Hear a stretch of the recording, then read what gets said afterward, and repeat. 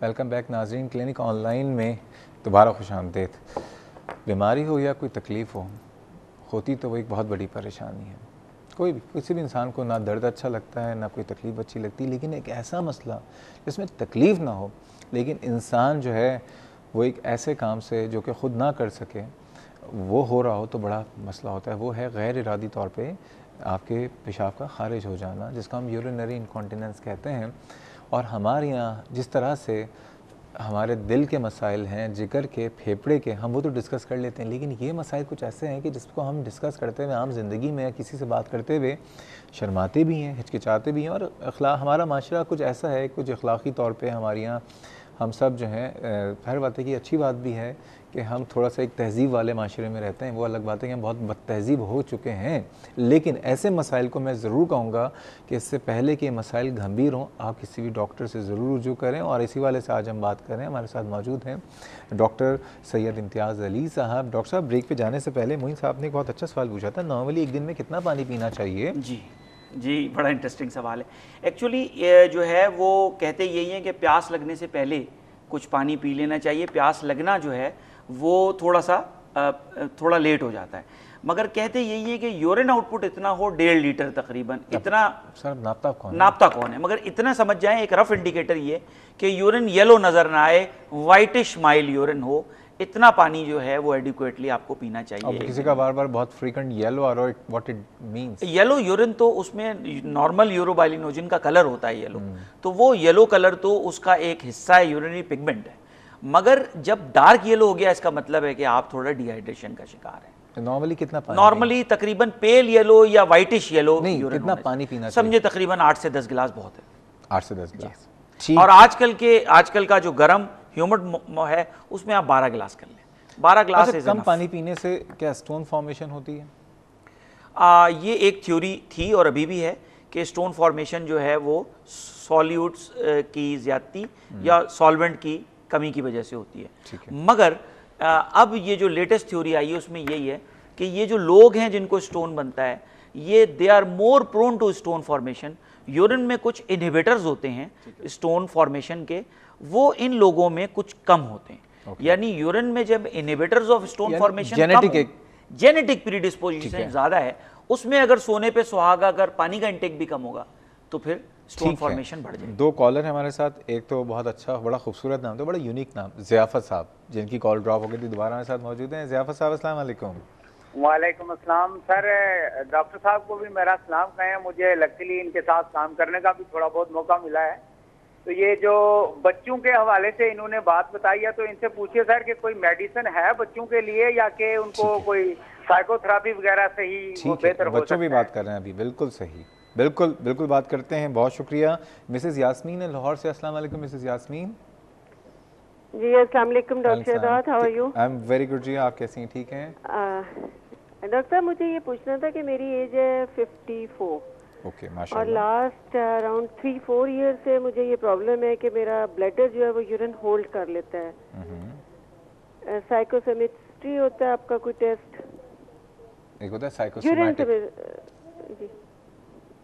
Urine से related होता है ना जी। देखें, साइकोसोमैटिक डिसऑर्डर्स भी होते हैं, साइकोमोटर डिसऑर्डर्स भी होते हैं। आपका सवाल क्या है? आप मुझे अपना मसला बताइए। डॉक्टर साहब, वो ये है कि यूरिन होल्ड कर लेता है मसाना मेरा, और उसके बाद जब मैं करती हूँ यूरिन पास करती हूँ, तो मुझे फिर फील होता है कि बहुत देर तक, लाइक मैं 20-25 मिनट तक करके देखा है कि वो थोड़ा आता ही रहता है। ठीक। और जितना मैं जोर लगाऊं वो मुझे फील होता है कि नहीं आ रहा है, फीलिंग होती है मुझे मजीद।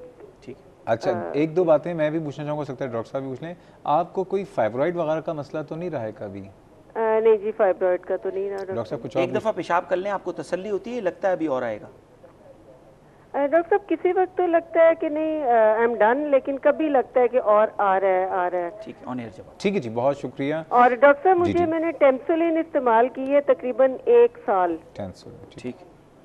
रात को सोते वक्त 1 कैप्सूल लेती थी जी, 0.4 मिलीग्राम का। जी। तो डॉक्टर साहब उससे मुझे कुछ फर्क तो लगा है, तो व्हाट डू यू थिंक, मुझे कंटिन्यू करनी चाहिए, कितना करनी चाहिए? बहुत शुक्रिया। पहले आप जासमीन साहब। ज़ियाफत शायद मेरे साथ जो है PNA शिफा में सर्व कर चुका है। बेसिकली जो है चिल्ड्रन की जो इसने इनकॉन्टिनेंस की अच्छा, मैं चिल्ड्रन के साथ में एक सवाल भी कर देता हूँ। जो मैंने आपसे कहा था, किस एज में आप कहते हैं कि बच्चे का रात में पेशाब करना बिस्तर पे वो एबनॉर्मल? हाँ, 5 से 7 साल एक कट ऑफ पॉइंट है। उसके बाद कहते हैं कि कुछ ना कुछ जो है वो साइकोथेरेपी से शुरू करना चाहिए। ज़्यादातर ये जो है साइकोलॉजिकल होती है इनकॉन्टिनेंस, और नॉक्टर्नल होती है, यानी डे टाइम इनकॉन्टिनेंस नहीं होती, बच्चे रात को यूरिन करते हैं। देखिए, हमारी एक सिलसिला होता है कि माएँ जो हैं बच्चों को रात में डायपर पहनाती हैं, ठीक, और वो सिलसिला ऐसा होता है कि 3-4 साल, 5 साल, 6 साल तक भी पहनाती रहती हैं। तो किस उम्र में पहली बात माओ को बच्चों को डायपर उतार टॉयलेट, हाँ, टॉयलेट ट्रेन जो है वो 3 साल 3.5 साल की उम्र के बाद करना शुरू कर देना चाहिए, और उनको बिठा के उसके ऊपर कमोड के ऊपर यूरिन कराने की। टॉयलेट ट्रेन तो हो गए, हाँ, लेकिन रात में जो है वो हिफ्ज़ मा तक़द्दुम के तौर पे वो डायपर ज़रूर पहना देती हैं। मेरा ख्याल है कि जो है वो 5 साल की उम्र के बाद इसको डिसकंटिन्यू कर देना चाहिए, और उसको इनकरेज करना चाहिए बच्चे को कभी भी डांटना नहीं चाहिए, या बच्चे को कभी भी वो सज़ा नहीं देनी चाहिए कि यूरिन हो गया।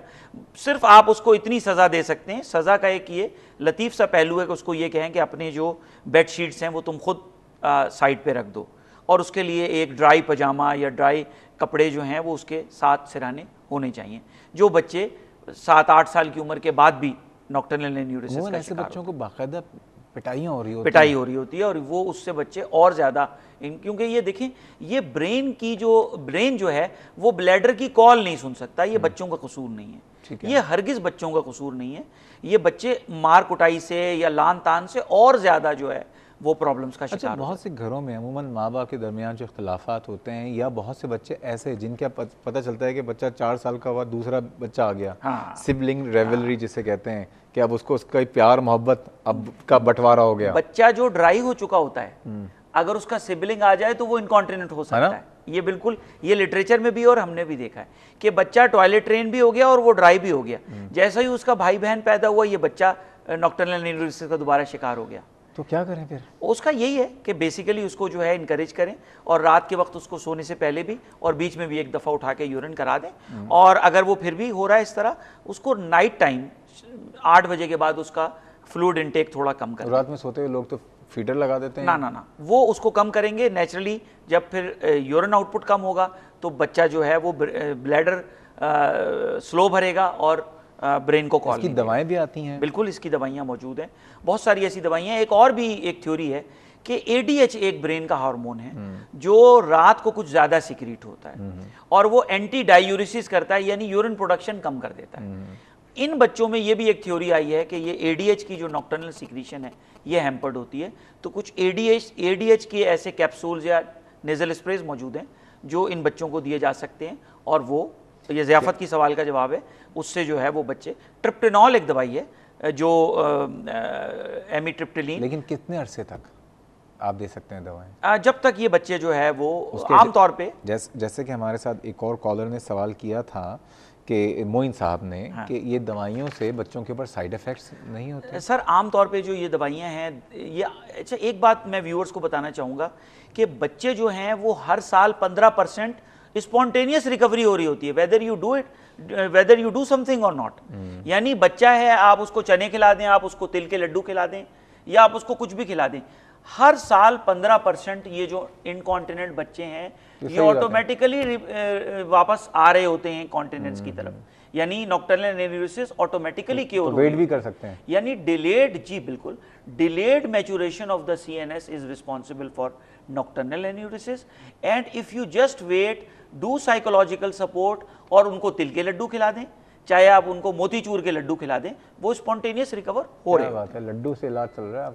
तो ये बताइए कब तक वेट कर सकते हैं? कोई एज, कोई मतलब 7 साल 8 साल? मेरा ख्याल है कि 10 साल की उम्र के बाद जो है वो जो है तकरीबन फिर भी 1% इनकॉन्टिनेंस का रेट होता है। उसके बाद जो है सीरियसली कुछ ऑर्गेनिक चीज़ें रूल आउट कर लेनी चाहिए, जिसमें विजाइको यूरिटेरिक रिफ्लक्स है, पोस्टीरियर यूरिथ्रल वाल्व्स स्पेशली उसके बाद डॉक्टर के पास आप 10 साल का तो ज़रूर रुजू करें। उसमें बहुत सारी चीज़ें ऐसी देखनी होती हैं, जैसे मिसाल के तौर पे अगर ये डे टाइम इनकॉन्टिनेंस भी है, एक तो नॉक्टर्नल एंड्यूरेसिस है, मगर अगर बच्चा डे टाइम इनकॉन्टिनेंट भी है तो इसका मतलब है इसके साथ कोई ऑर्गेनिक कॉज भी लगी हुई है। सिर्फ ये डिलेड मैचुरेशन ऑफ सीएनएस या ब्रेन और ब्लैडर की कॉल तक बात महदूद नहीं है, कुछ इससे आगे। ठीक है नाजरीन, ये बात हो गई बच्चों के हवाले से। अब बात करेंगे जो बात बाकी रह गई बातें स्ट्रेस इनकॉन्टिनेंस की। और अब्दुल्ला यूसुफ साहब का सवाल था उनके वाले साहब के लिए प्रोस्टेट के हवाले से, BPH के हवाले से, जो जिन लोगों को प्रोस्टेट के मसाइल हैं वो क्या करें। मज़ीद बातें करेंगे, लेकिन वक्त हुआ एक बहुत छोटे से ब्रेक का, हमारे साथ रहिएगा।